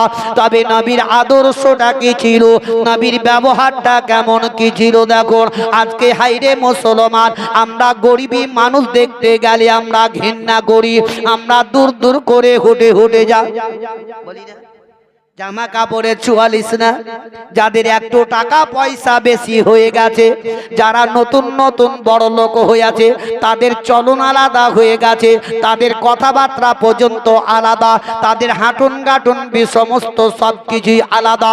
গরিব মানুষকে মানুষ মনে করে না, তাদেরকে ধিক্কারি দিয়ে তেড়ে দেয়। আহারে বিশ্বের নবী আমার প্রত্যেক দিন ওইভাবে গিয়ে ওই লোকটাকে হালুয়া খাইয়ে আসতেন। হযরতে আবু বকর সিদ্দিক বললেন, ওগো বেটি ও আয়েশা, বলো বলো, তবে যে হালুয়াটা নবী নিয়ে যান, ওই হালুয়াটা নিজে তৈরি করেন নবী, না তুমি তৈরি করে দাও বলো? হযরতে আয়েশা সিদ্দিকা বললেন, ওগো আব্বা জান, ওই হালুয়াটা আমি নিজে তৈরি করে দেয়, আর নবী হাতের মধ্যে নিয়ে চলে যান, সেই ব্যক্তিকে আপনা খাইয়ে আসেন। দয়ার নবী মুস্তাফার দিকে লক্ষ্য করে আবু বকর সিদ্দিক বললেন, বেটি গো, তবে ওই হালুয়াটা তুমি আজকে রাত্রিতে আজকে আমাকে তৈরি করে দাও, নবী মুস্তাফার জায়গাতে আমি ওই ব্যক্তিকে হালুয়া খাইয়ে আসবো, যাতে আমার সুন্নতটা পালন হয়ে যায়। হযরতে আয়েশা সিদ্দিকা রাদিয়াল্লাহু তাআলা আনহা সঙ্গে সঙ্গে হালুয়া তৈরি করে দিলেন, আবু বকর সিদ্দিকের হাতে দিয়ে বললেন, ওগো আব্বা জান, আপনি এই রাস্তা ধরে চলে যান, চলে যান, দেখবেন লোকটা কথা বলতে পারে না, আসমানের দিকে মুখটা চেয়ে আপন বাবা শুয়ে থাকবে। এখন আবু বকর সিদ্দিক টুক টুক টুক টুক করে ওই জঙ্গলের ভিতরে চলে গেলেন। যাওয়ার পরে দেখছেন তো লোকটা আসমানের দিকে মুখটা ছেড়ে আপন বাবা হাঁ করে আছেন, কেননা রোজানা প্রত্যেক দিন হাঁ করে থাকেন। দয়ার নবী সেইভাবে তার কাছে হালুয়া খাইয়ে দেন। হযরতে আবু বকর সিদ্দিক রাদিয়াল্লাহু তাআলা আনহু ওই লোকটার কাছে যেমনি চলে গেছেন, আর ওই লোকটা পায়ের আওয়াজটা কানে যেমনি চলে গেছে, চোখ খুলে দিল, আর এমনকি আসমানের দিকে মুখটা ছেড়ে হাঁ করে তাকে তাকে দেখতেছিল। হযরতে আবু বকর সিদ্দিককে ওই লোকটা দেখতে পাওয়ার পরে আঙ্গুলের ইশারা দিয়ে বলতে আছেন, তুমি কে একবার বলো, তোমার বাড়িটা কোন জায়গা, তোমার নামটা কি বলো? আর যেই লোকটা রোজানা আমার নিকটে আসতো সেই লোকটা কি মারা গেছে বলো? হযরতে আবু বকর সিদ্দিক রাদিয়াল্লাহু তাআলা আনহু বাবা ওয়াজর নয়নে কাঁদতে আরম্ভ করলেন, দুই চোখের পানি ঝরঝর করে ঝরতে লাগে। গেল। আবু বকর সিদ্দিক বলতে আছেন, যার কথা তুমি বলতে আছো, যেই লোকটা তোমার নিকটে রোজানা আসতো, তোমার নিকটে হালুয়া খাইয়ে যেতে, ওই লোকটা আজ পর্যন্ত মরে নাই, এখনো জীবিত আছে। তবে দেখো দেখো, আমার নিকটে বহুত হালুয়া আছে, এই হালুয়া তোমাকে জি ভরে আজকে আমি মন ভরে খাইয়ে দিয়ে তোমার পেট ভরিয়ে আমি খাম থেকে যাব। ওই লোকটা আপন বারবার, একবার নয় দুইবার নয়, বলতে আছে, না না, আমি হালুয়া তোমার নিকট থেকে খাবো না। কেননা মুখটা বন্ধ করে দিয়ে অঝর নয়নে কান্না করে যায়। ওই সমাতে আবু বকর সিদ্দিক বললেন, শোনো গো, তবে আমার নবী মুস্তাফা তোমাকে একইভাবে হালুয়াটা খাইয়ে যেতেন, একবার বলো আল্লাহ আল্লাহ সুবহানাল্লাহ। বিশ্বের নবীর আদর্শটা কেমন ছিল দেখুন, নবী আমার কাউকে ঘৃণা করেন রে। দয়ার নবী মুস্তাফা আমার নিজের মুখে হালুয়া গোলা ভরে নিতেন, আর নবী চাবিয়ে চাবিয়ে চাবিয়ে নরম করে নামার পরে যেমন ছোট ছোট বাচ্চারা মায়ের স্তনে মুখ লাগিয়ে দুধ পান করে, ওই রকম দয়ার নবী মুস্তাফা আমার নিজের মুখটা ওই ব্যক্তির মুখের কাছে নিয়ে গিয়ে মুখটা লাগিয়ে দিতেন, আর বাচ্চার মতো চুচে চুচে হালুয়া খেয়ে নিত। হযরতে আবু বকর সিদ্দিক রাদিয়াল্লাহু তাআলা আনহু ওয়াজার নয়নে কেঁদে যান, চোখের পানি ঝরঝর করে ঝরে যায়। হযরতে আবু বকর সিদ্দিক সেইভাবে নবীর সুন্নত পালন করার জন্য খাইয়ে দিলে। আমরা খাওয়াবো ভাই। আমরা যদি এখন কোনো বিয়ের বাড়িতে কিংবা মরার বাড়িতে খানা হয়, হয় না, হয় না, হয়। চালিশা বছর কি আমরা ভালো ভালো লোকদেরকে ডেকে খাওয়াই, যার মাথায় তেল তাকে ঢালো তেল। কেন বলেন তো? একটা কাপড় পাবো বলি তাকে দাওয়াত দেওয়া হয়, হয় না, হয় না। আর একটা গরিবী মানুষের টাকা মানে কাপড় দিতে পারবে না, তাকে দাওয়াত দিবে না, কারণ গরিব মানুষ দিবে না। তো ওই রকম আজ আমাদের সেই অবস্থাটাই হয়েছে। আমরা যখন যার দেখি তখনই আমরা তেল ঢালি। আমরা যে নবীর জীবনী কাহিনী শুনে সেগুলাকে যে আমরা পালন করব, সেটা কিন্তু আমাদের ভিতরে ওই অন্তরে গাই না কি? শোনার পরে আমরা একটুকু তো পালন করি। কোন গরিব মিসকিনকে ওই চালিশার খাবার টাইমে দেখবেন, যখনই খাবার খেতে লোক বসে গেল, সেই সময়তে একটা যদি দরজাতে ভিখারি চলে আসে, যদি দুটো খাবার চাই, তো বাড়িওয়ালা কিংবা অন্যান্য লোকে বলে, এই তুই এখন বস, এই লোকটা খাওয়া হয়ে যাক তারপরে খাওয়াবো, বলে না? বলছে এটা তোমার শরীয়ত এটা বলে না। শরীয়ত বলতে চাইছে সব লোককে খাওয়া বন্ধ করে দিয়ে আগে ভিখারিটাকে আগে খাওয়াও, তাকে যত্ন করে বসে তুমি খাওয়াও। ওই ভিখারিটা যেই দোয়াটা দিবে আল্লাহ দরবারে, সেটাই দোয়া কবুল হয়ে যাবে। আর আজ আমরা যদি বসে যে খাবার খেতে বিসমিল্লাহ বলে খাবার ঘাটাঘাট খেয়ে নিলাম, আলহামদুলিল্লাহ পড়লাম না, চলে গেলাম। কিন্তু একটা ভিখারিকে যখন আপনি যত্ন সহকারে বসে খাওয়াবেন, বিসমিল্লাহ বলে শুরু করবে, খাবার পরে আলহামদুলিল্লাহ পড়বে, আল্লাহর কাছে দোয়া করবে, আল্লাহ যে আশায় যে উদ্দেশ্য করলি আল্লাহ তার আশাকে তুমি পরিপূর্ণ করে দিও, আল্লাহ তার কবুল করবে। কিন্তু আমরা খাবার খাওয়ার পরে আলহামদুলিল্লাহ পড়ি, ওরে পাতাটাকে জড়ি সরিয়ে নিয়ে মার ছোট মার টান। তাহলে বলুন আমরা এতদিন থেকে শুনতে শুনতে কি পরিবর্তন হলাম? যাই হোক, আল্লাহ তাবারক তাআলা আমাদের প্রত্যেকটা মানুষকে হাদিস ও কোরআনের দিকে লক্ষ্য করে চলা তৌফিক এনায়েত করুক জোরে সকলে বলুন আমিন। একবার জোরে সরে নবীকে হাজির ও নাজির মেরে দৌড়ে পাক পড়ুন, আর কিছুক্ষণের মধ্যেই ইতির সমাপ্তি। আল্লাহুম্মা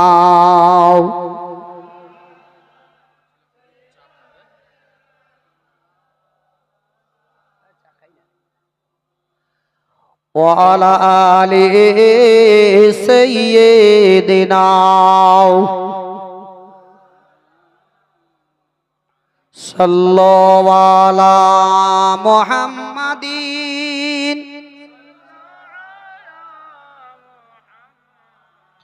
हरदम जबान से निकालो, हरदम जबान से निकालो। सल्लल्लाहु ताला अलैहि वसल्लम। गजल पढ़बो কি? হাত ছেড়ে দেখান কে কে শুনবেন। সবাই তো হাত ছেড়ে দিছে না ভাই, মানে এখনো হাফছেননি মনে হয় নাকি? जी शायर वाले कोकिल गागो रे कोकिल गागो अपना मान से, ए आखिरी नबी एलो रे कोकिल गागो रे कोकिल गागो अपना मान से, ए आखिरी नबी एलो रे। मरुभूमिर আব্দুল্লাহ শরীফে শূন্য কুরে ঘরে রে, বারে রবিউল সোমবারি ভোরে দয়ার নবী আসিল রে। কোকিল গাগো রে কোকিল গাগো আপনা মান সে, এ আখেরি নবী এলো রে। কোকিল গাগো রে কোকিল গাও আপনা মান সে, এ আখেরি নবী এলো রে। জিবরাইল আমিনার ঘরে দারুয়ানি করে, শিশু নবীকে দেগুটে উম্মতি বলে রে। কোকিল গাগো রে কোকিল গাগো আপনা মান সে, এ আখেরি নবী এলো রে। কোকিল গাগো রে কোকিল গাগো আপনা মান সে, এ আখেরি নবী এলো রে। সারা আলামের রত্ন পেলো জন্নত রানী আমিনা, জগত জুড়ে খুঁজলে পরে নবীর জোড়া পাবে না রে। কোকিল গাগো রে কোকিল গাও আপনা মান সে, এ আখেরি নবী এলো রে। কোকিল গাগো রে কোকিল গাও আপনা মান সে, এ আখেরি নবী এলো রে। আল্লাহুম্মা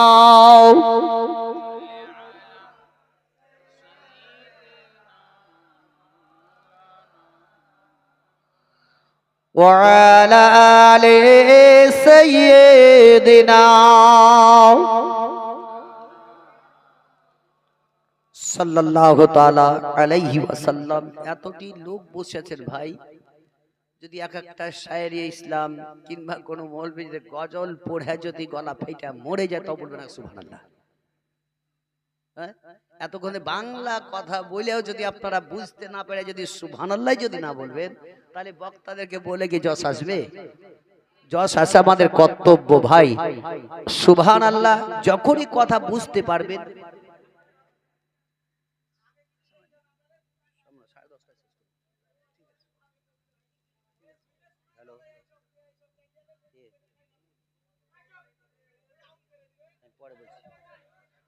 কি হয়েছে আপনার? তো চালু করেছে তো আপনার কি হলো? আপনি এদিকে আসেন। আরে ভাই এখানে সামনে চলে আসেন না, ওরা ইউটিউব ওরা করতেই পারে। আল্লাহুম্মা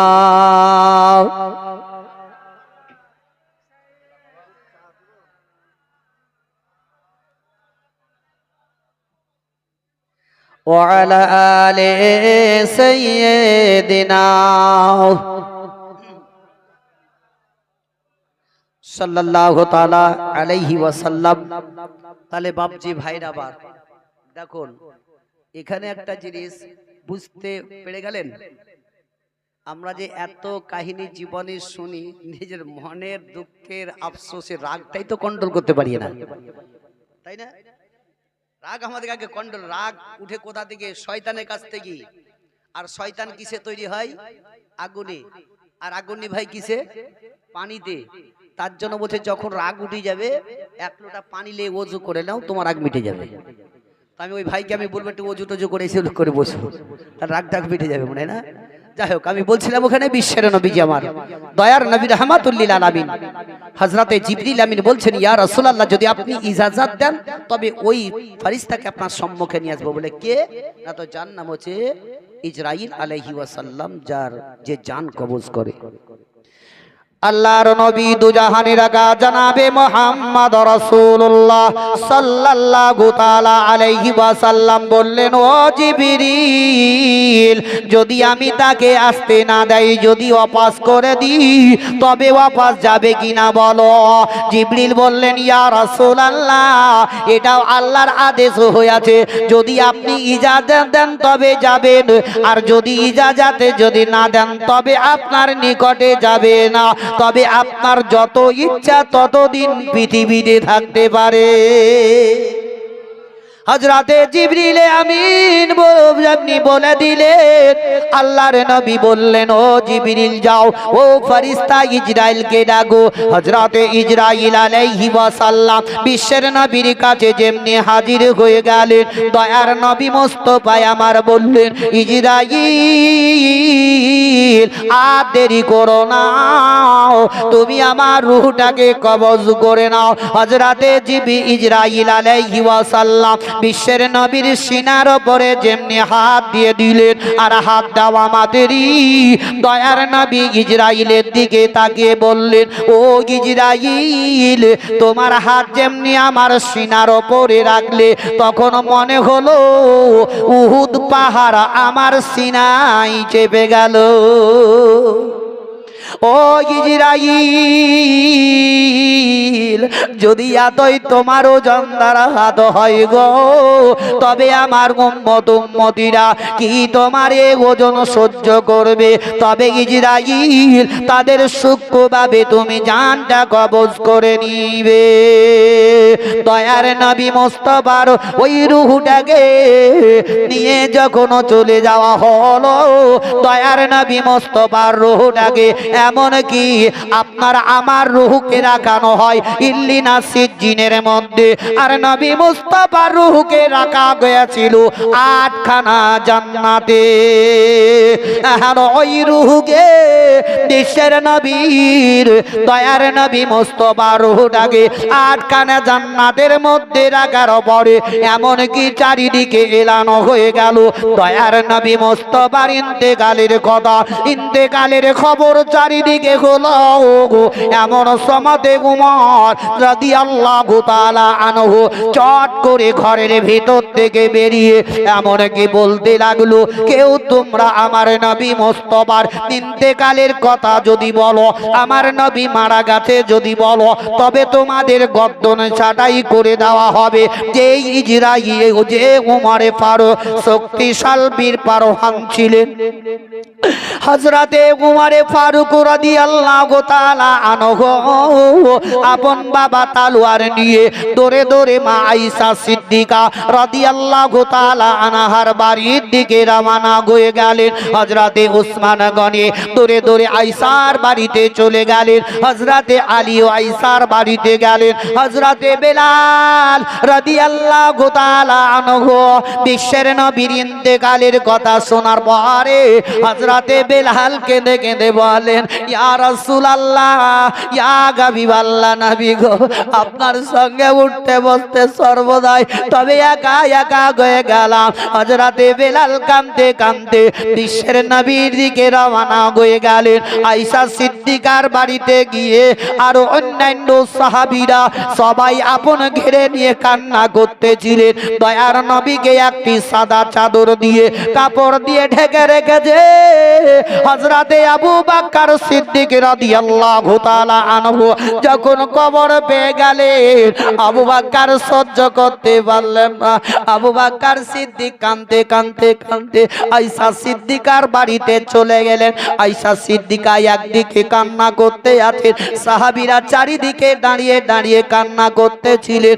দয়ার নবী মুস্তাফার সিনার মাথার নিকটে সিথানের গোড়াতে গিয়ে আবু বকর সিদ্দিক বাবা বসে বসে কাঁদতে আরম্ভ করলেন। হযরত আবু বকরের দুই চোখের পানি ঝরঝর করে ঝরে যায়। সাহাবীরা অন্যান্য দিকে দাঁড়িয়ে দাঁড়িয়ে কান্না করেন। মা আয়েশা সিদ্দিকা একদিকে কান্না করেন, ফাতেমা জোহরা একদিকে কান্না করেন। ও আমার ভাইরা বাপজিরা মা বোনেরা আমার, যদি কাউরির বাপ মা মারা যায়, ছেলে মেয়েরা চারিদিকে ঘেরাও করে কান্না করে। সাহাবীরা বিশ্বের নবীকে নিয়ে চারিদিক থেকে ঘেরাও করে নিয়ে কান্না করতেছিলেন। আবু বকর সিদ্দিক মনে মনে চিন্তা করলেন, ওগো আল্লাহ, এখন যদি আমি কান্নাটা বন্ধ না করি, আমি অন্যান্য সাহাবীদেরকে কান্না বন্ধ করতে পারবো না। হযরতে আবু বকর সিদ্দিক বললেন, ইয়া রাসূলুল্লাহ, ওই বদরের যুদ্ধের ময়দানে আমি আবু বকর আপনার সঙ্গে ছিলাম। উহুদের যুদ্ধের ময়দানে আমি আবু বকর আপনার সঙ্গে আমি ছিলাম। ইয়া রাসূলুল্লাহ, ওই মক্কা থেকে হিজরত করে মদিনাতে যাওয়ার রাস্তার পথে আমি আবু বকর আপনার সঙ্গে ছিলাম। ইয়া রাসূলুল্লাহ, উঠতে বসতে চলতে ফিরতে সর্বদাই আমি আবু বকর, তবে আজকে আপনি আমাকে একা ফেলে চলে গেলেন, আমি সঙ্গী হারা হয়ে গেলাম। হযরত আবু বকর সিদ্দিক রাদিয়াল্লাহু তাআলা আনহু বাবা চট করে বিশ্বের নবীর ওই মুখের কাপড় খানা হটিয়ে দিয়ে পেশানিতে একটা চুম্বু দিয়ে দিলে। হযরতে আবু বকর সিদ্দিক রাদিয়াল্লাহু তাআলা আনহু যখন আপন বাপজিরা আমার চুম্বু দিয়ে দিলেন, আবার কাপড় দিয়ে ঢেকে দিলেন। ঢেকে দেওয়ার পরে সমস্ত সাহাবীদেরকে আপন বলতে লাগলেন, ও আমার সঙ্গী সাথীরা, তোমরা একটু কান্নাটা বন্ধ করো, কাঁদা বন্ধ করো।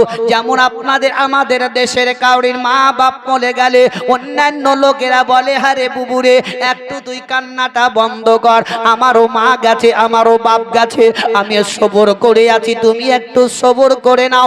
সাহাবী আবু বকর বলতে লাগলেন, সমস্ত সাহাবীদেরকে বলতে আছেন, একটু তোমরা কান্নাটা বন্ধ করো, চোখের পানি বন্ধ করো, আর এভাবে কেঁদো না, কেঁদো না। ও আমার ভাইরা বাপজিরা আমার, যেমন আমাদের দেশের কেউ যখন মারা যায় কবরে রাখার পরে এমনকি ওপর থেকে ছেলেরা বলতে থাকে, ও গো চাচা যান, আমার আব্বার মুখের কাপড়টা একটু হটিয়ে দাও, হটিয়ে দাও, হটিয়ে দাও, আমি শেষবারের মতো আমার আব্বা জানকে একবার দেখি না।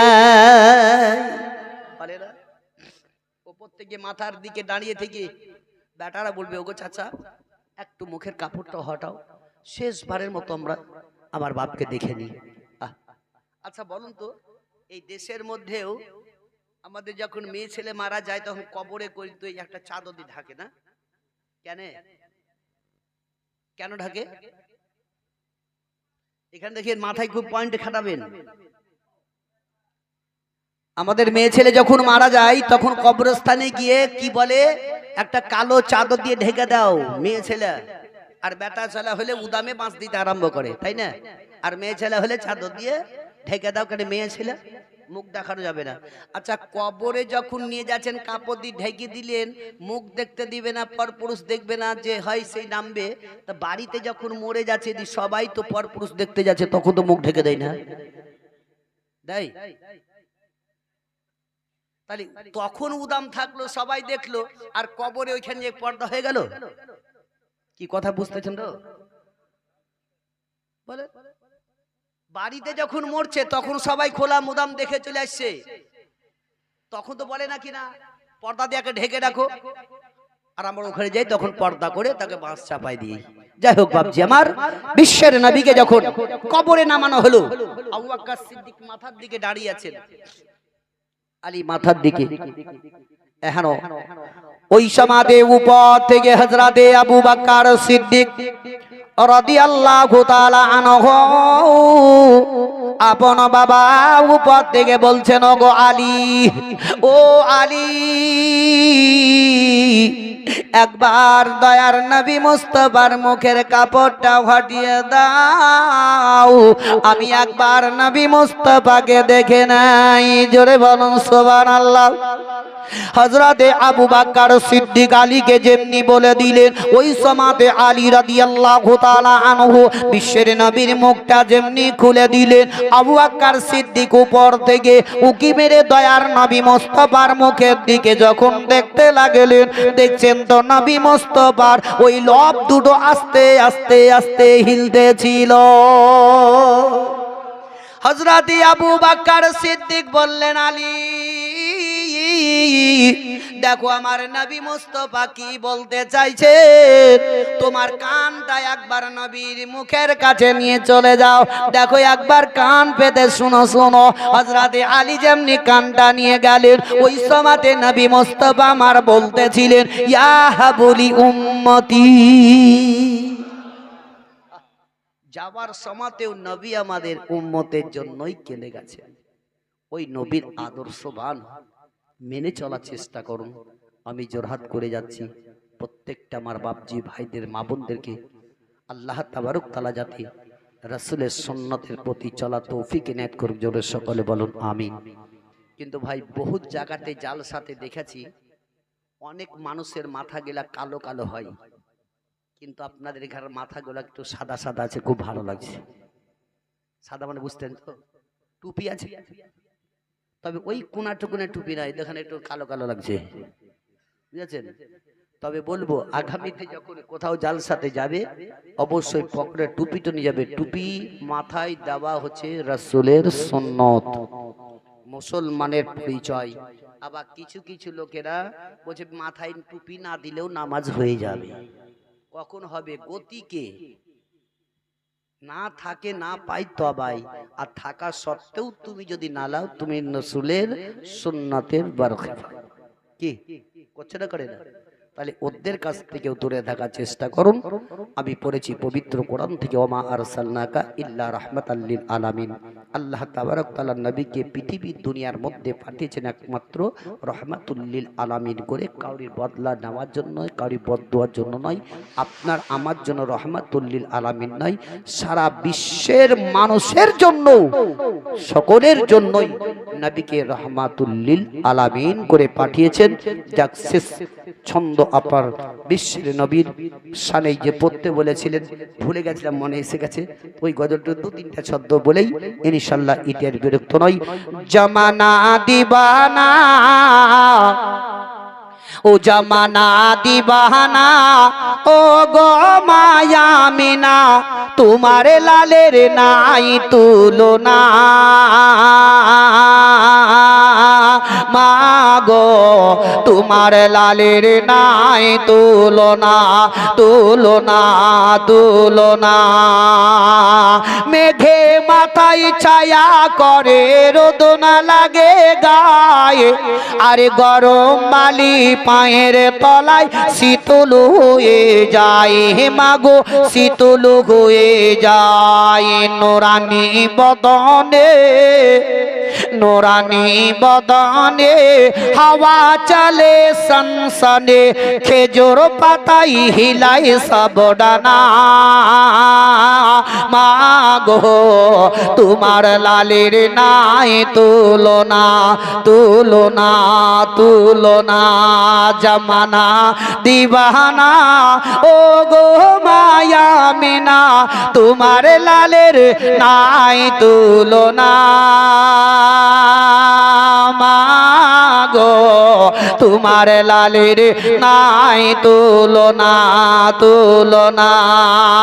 মোদের নবীর জন্ম হলো যেদিন মক্কায়, আরে শুকনো গাছে ফুল ফুটিল মরু সাহারায়, মাগো মরু সাহারায়।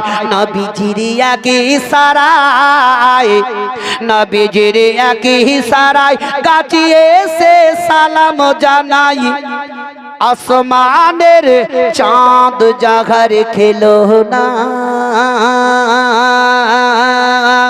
মাগো, তোমার লালের নাই তুলনা তুলনা। শিশু নবী শুয়ে শুয়ে আকাশে তাকায়, আকাশের ওই হরু গেলে মান সালাম জানাই, মাগো সালাম জানাই। আদবে সহকারে আদবে সহকারে নূর নবীকে ঘিরে ফেরেশতারা হিলাই দোলনা মাগো, তোমার লালের নাই তুলনা তুলনা। জামানা দিওয়ানা ও গো মায়া মিনা, তোমার লালের নাই তুলনা মাগো, তোমার লালের নাই তুলনা।